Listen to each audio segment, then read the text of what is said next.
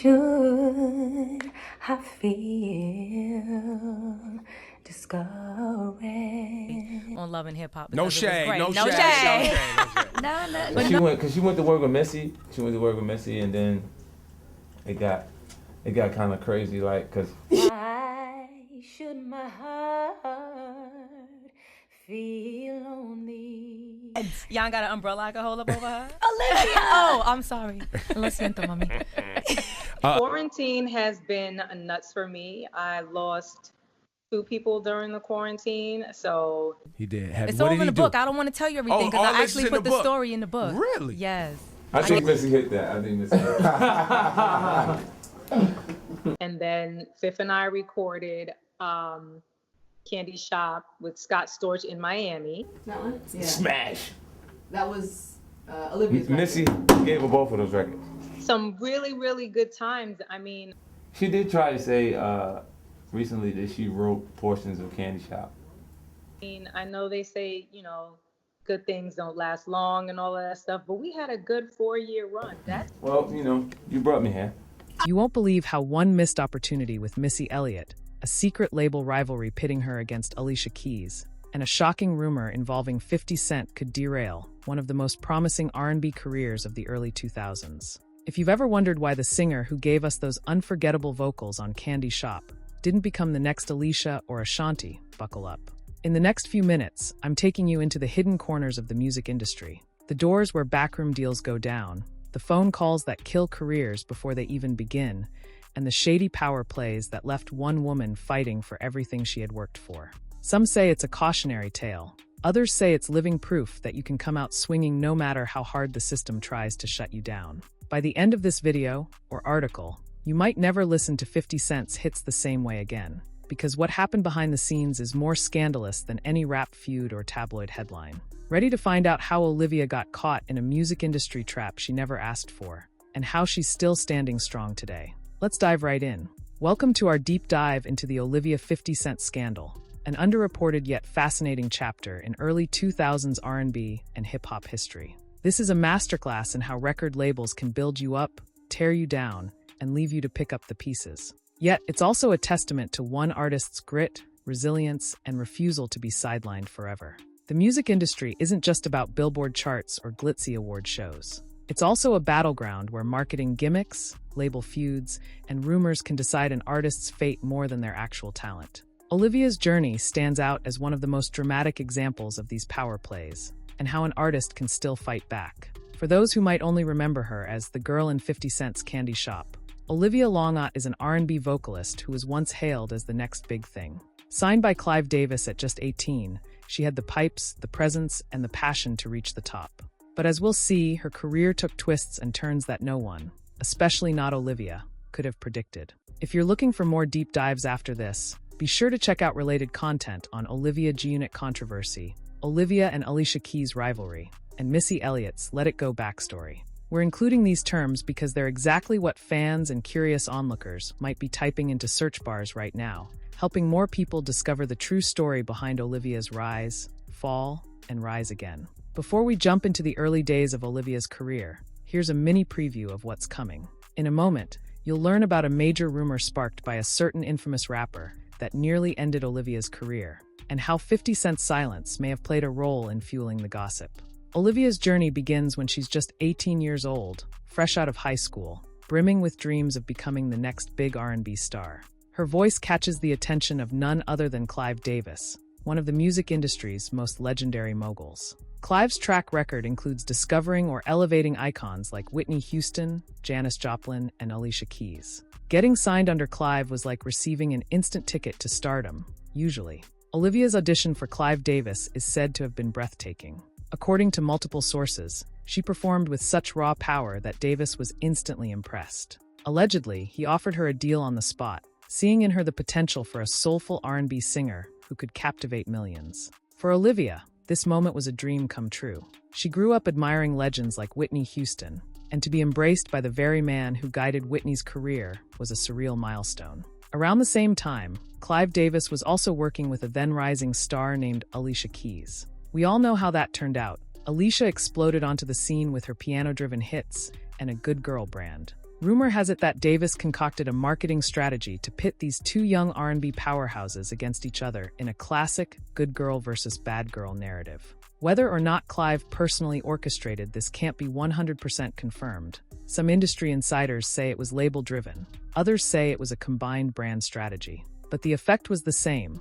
Alicia would be the piano-playing ingenue, while Olivia would assume a more edgy, provocative persona. The issue: Olivia never wanted the bad girl label. She wanted to showcase her vocal depth, her emotional resonance, and her authentic personality. More Mary J. Blige soul than Lil' Kim swagger. But brand images are rarely up to the artist in major label deals.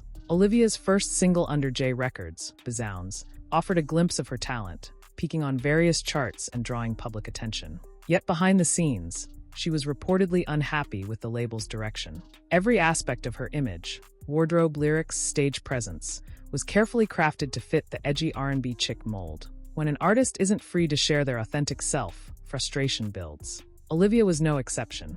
Insiders say she often felt stifled, unfulfilled, and worried that she'd never get to show the world her true musical identity. Right after she finds her footing at J Records, Olivia makes a major switch to Interscope. Up next, the fateful meeting with 50 Cent that would change her career trajectory forever, and not necessarily for the better. We're now transitioning to the era that most people associate with Olivia's career, G-Unit. At the time, G-Unit was a juggernaut, dominating radio waves and topping charts with rap anthems. Headed by 50 Cent, G-Unit was the home of Lloyd Banks, Young Buck, and Tony Yayo, talented rappers who thrived in the hardcore rap scene. After parting ways with J Records, Olivia found herself signed to Interscope, which also housed 50 Cent. According to some sources, Interscope saw the potential in pairing 50 with an R&B vocalist to mirror the success that rival label Murder Incorporated had with Ja Rule and Ashanti.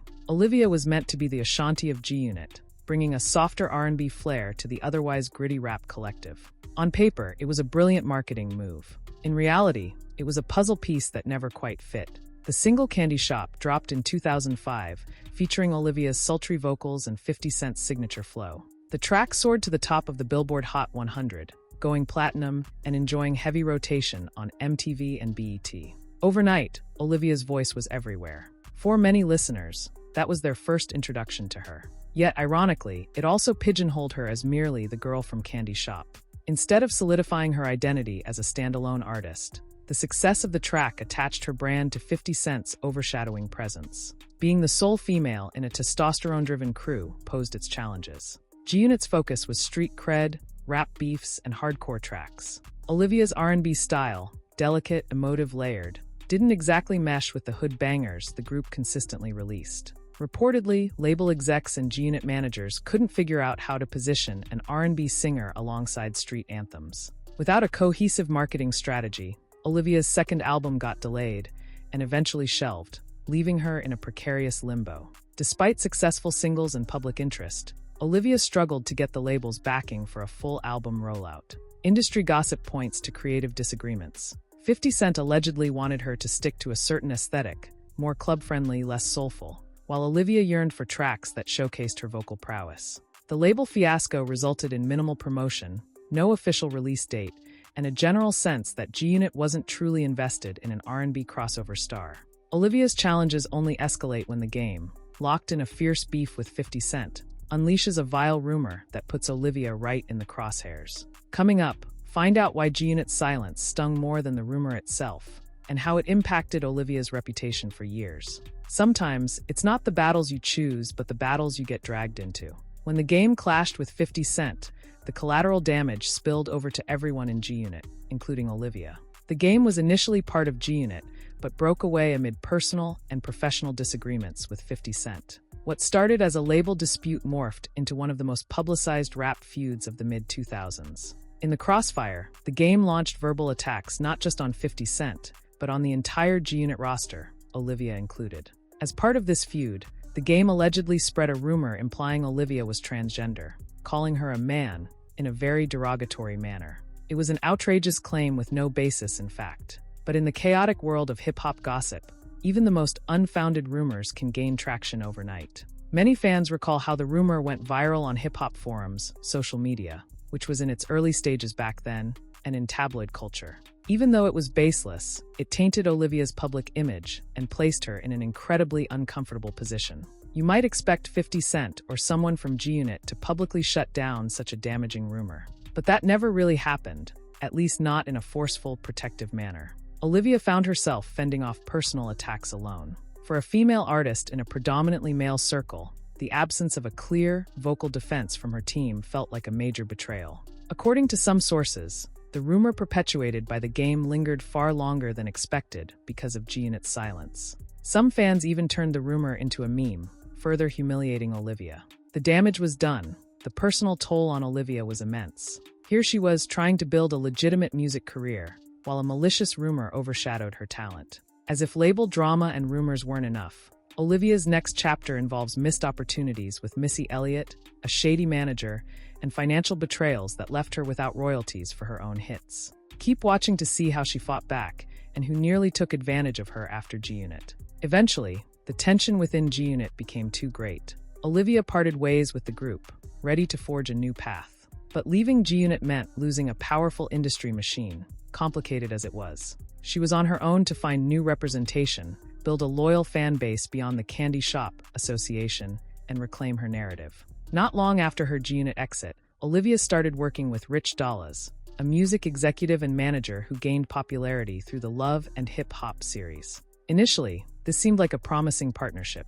Rich Dollaz promised to guide her toward an independent career and help her capitalize on her established fan base. However, things didn't go as planned. Allegations emerged from Olivia herself, stating that Rich Dollaz failed to pay her royalties on tracks like December and Walk Away, songs that showcased her emotional depth and vocal capability. If G-Unit was a mismatch due to creative constraints, Rich Dollaz represented a different kind of letdown, financial. Olivia confronted him on camera about unpaid royalties, famously telling him, "You broke my heart," in a direct, raw expression of betrayal. With new management failing her yet again, Olivia found herself in a position all too familiar to aspiring artists. Talented but unsupported, recognized yet underfunded, and wanting success while constantly battling systemic roadblocks. One of the biggest what-ifs in Olivia's career revolves around the track, Let It Go, produced by Missy Elliott. Olivia had the chance to record it, but for reasons not fully disclosed, she passed. That track later went to Keisha Cole, becoming a huge hit and further cementing Keisha's place in R&B. Insiders speculate that had Olivia claimed the track, her career trajectory might have been drastically different. The song's success might have legitimized her as a standalone R&B force. Instead, it became a star vehicle for Keisha Cole. Don't go anywhere. Next, we'll delve into Olivia's reality TV era, particularly her stint on Love and Hip Hop. Find out how reality TV both revitalized her public profile and nearly dragged her into more drama than ever before. After navigating label chaos and shady management, Olivia took a strategic step, joining the cast of Love and Hip Hop. At the time, the franchise was exploding in popularity, offering artists a platform to reach millions of viewers each week. For Olivia, the show represented a chance to reintroduce herself to the public. She hoped that fans who only knew her from Candy Shop or the G-Unit days would see the real her struggles, her ambitions, and her music. Early episodes indeed gave her storyline some depth. A talented singer fighting industry skepticism, battling for fair deals, and trying to break free from the ghosts of her past affiliations. Yet, Love and Hip Hop thrives on drama. Producers expect it, fans tune in for it, and cast members are often encouraged to amp up controversies. Olivia wasn't keen on becoming a caricature or fueling petty fights. She wanted to focus on her music and personal growth. This tension between the show's desire for sensational storylines and Olivia's more reserved nature played out in real time. Viewers appreciated her vulnerability and honesty, but also noticed she wasn't about to go all in on the reality TV dramatics. During her time on the show, Olivia released the single December. It quickly gained traction, partly because it was woven into her storyline on Love and Hip Hop.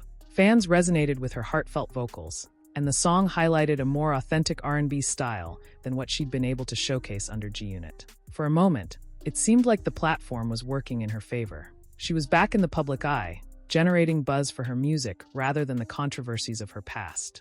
Ultimately, the same reason Love and Hip Hop boosted her visibility also caused tension. The show's push for sensational conflict rubbed Olivia the wrong way. She had real music to promote, real stories to tell, but the producers often focused on stirring up personal drama. By the second season, Olivia was visibly over it. She chose her dignity and authenticity over staying in a contrived environment, which led to her stepping back from the series. After Love and Hip Hop, many fans wrote Olivia off, assuming she'd fade into obscurity. Instead, she returned stronger with new music, acting roles, and a determination to rewrite her narrative.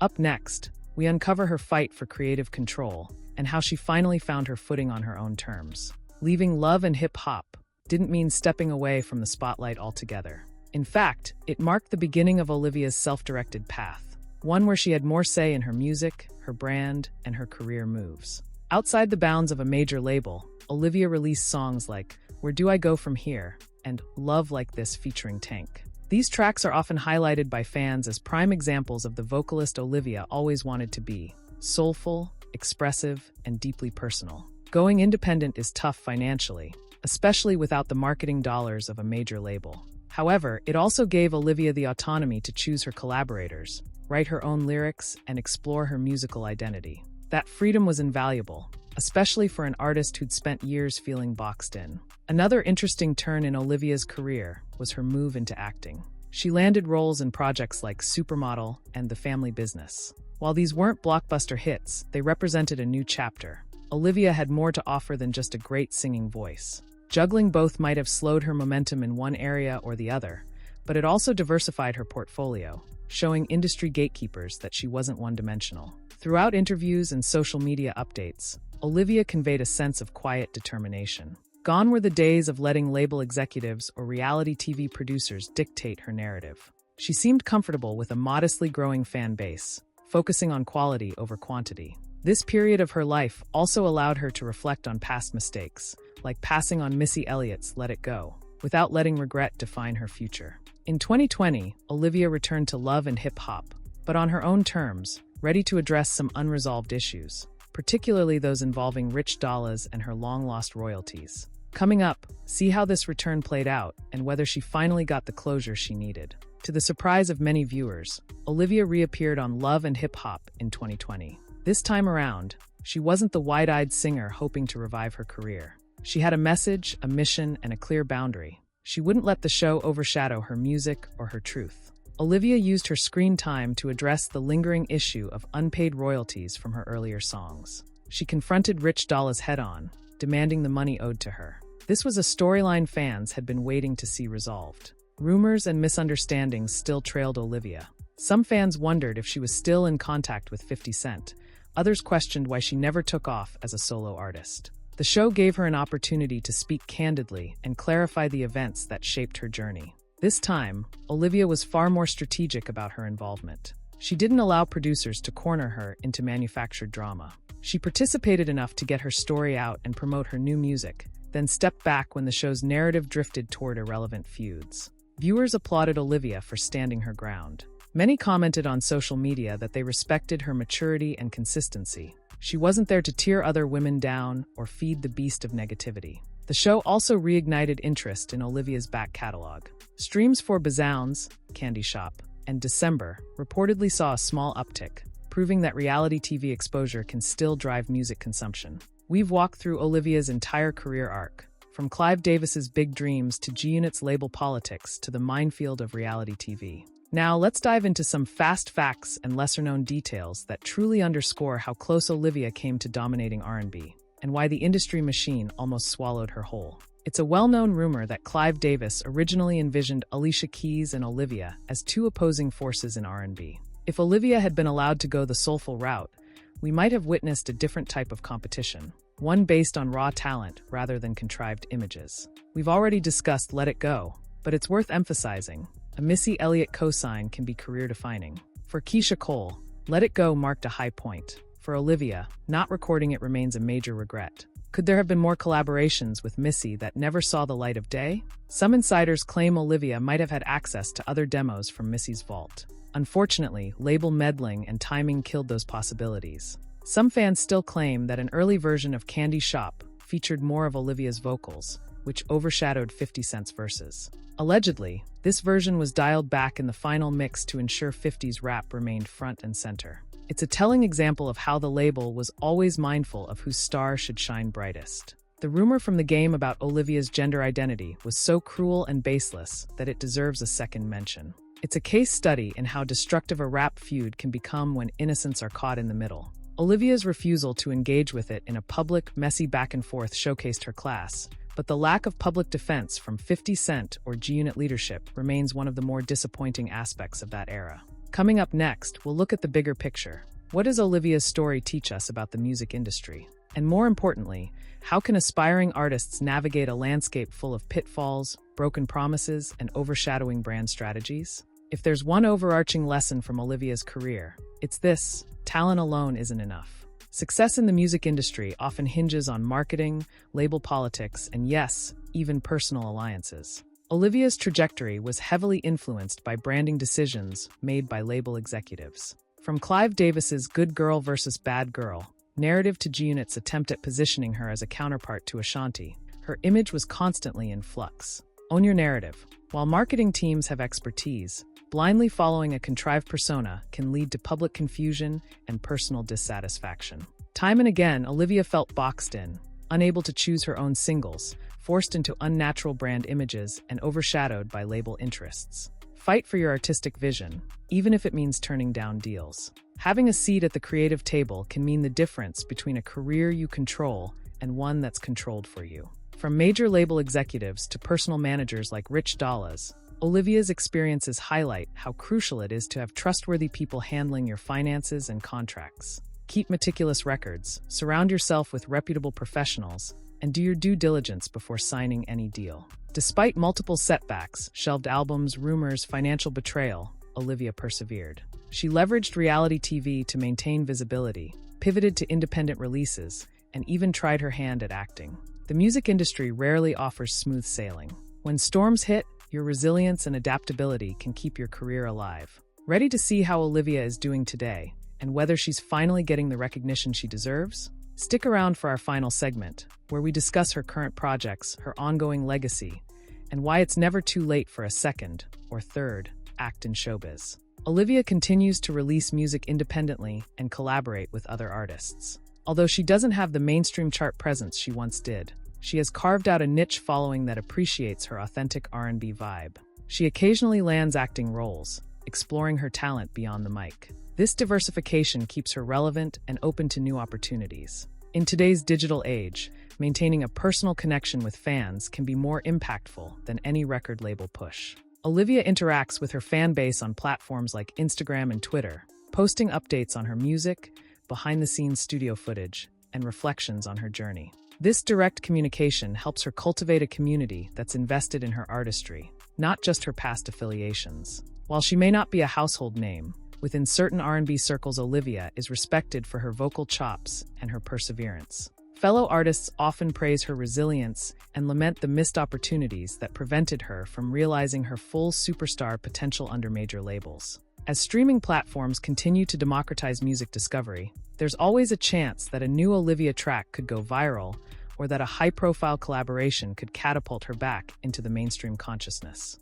After all, the industry loves a comeback story, and Olivia's saga is brimming with the elements that make for an epic resurgence: raw talent, a compelling backstory, and a loyal, if niche, fan base. So why does this Olivia and 50 Cent scandal still resonate decades after Candy Shop topped the charts? Partly because it's a microcosm of how the music industry can prop up or tear down an artist based on what's trending that year. It's also a testament to how an artist can survive, and in some ways thrive, without ever hitting that elusive A-list stardom. She was set up to fail. From day one, Olivia was thrust into brand identities that weren't her own, culminating in label neglect and sabotage. She didn't give up. Despite everything, Olivia kept making music. She kept showing up. That in itself is an act of courage. As fans, observers, or aspiring musicians, we can learn a lot from her highs and lows. Her story is about more than just drama. It's about demanding artistic respect, clinging to your vision, and refusing to let cynicism snuff out your passion. If you've ever felt overlooked or underestimated in your own life, Olivia's resilience is sure to resonate. Remember, one missed opportunity or one shady deal doesn't define your entire future. There's always room to pivot, rebuild, and reclaim your narrative. Like and subscribe. If you found this deep dive insightful or entertaining, please hit that like button and subscribe. It Lets us know you want more content exploring the hidden truths of the music industry. Share this video or article, spread the word to anyone who still jams out to Candy Shop or wonders whatever happened to Olivia. Comment your thoughts. Do you think Olivia was destined to be the next Alicia Keys or Ashanti? Was she set up to fail from the start? Let's keep the conversation going in the comments. Stay tuned for more. We've got more episodes planned on lesser-known music industry tales, from producers who never got credit to artists who changed their entire style to survive label pressure. Olivia and Alicia Keys' rivalry. The tension was mostly manufactured by marketing teams. If the label hadn't pushed the bad girl angle on Olivia, she might have joined Alicia in a powerhouse R&B lineup under Clive Davis. Missy Elliott scrapped demos. Some fans speculate that Missy Elliott had multiple tracks lined up for Olivia, not just Let It Go. 50 Cent's alleged indifference. Fans still debate why 50 Cent never publicly squashed the game's rumor about Olivia. Some chalk it up to busy schedules. Others call it deliberate negligence to keep G-Unit hype going. Reality TV curse or blessing? Love and hip hop has launched careers like Cardi B, but also exploited vulnerable artists. Olivia's experience leans toward the cautionary side, though she managed to gain new fans. In an industry infamous for building up idols only to tear them down, Olivia stands as an example of persistence. Her story intersects with some of the biggest names in music: Clive Davis, Alicia Keys, 50 Cent, Missy Elliott, and The Game. Yet her journey remains uniquely hers. She navigated malicious rumors, financial betrayals, and creative oppressions. And while she never ascended to the pop-R and dethroned many believed she was destined for, she didn't vanish either. Today, Olivia continues to make music on her own terms, occasionally gracing screens with her acting chops, and maintaining a loyal fan base that admires her grit. For every behind-the-scenes misstep that cost her mainstream dominance, there's a lesson in independence, self-advocacy, and artistic integrity. Thank you for joining us on this exhaustive look at the Olivia 50 Cent scandal and the broader context of her career. If you're leaving with a new appreciation for her story, or at least a curiosity to revisit Candy Shop or Bazounds, then this deep dive has done its job. And remember, talent may open doors, but it's self-belief and persistence that keep them from slamming shut. If Olivia's been teaching us anything all along, it's that a strong spirit can endure, even in the harshest industry storms.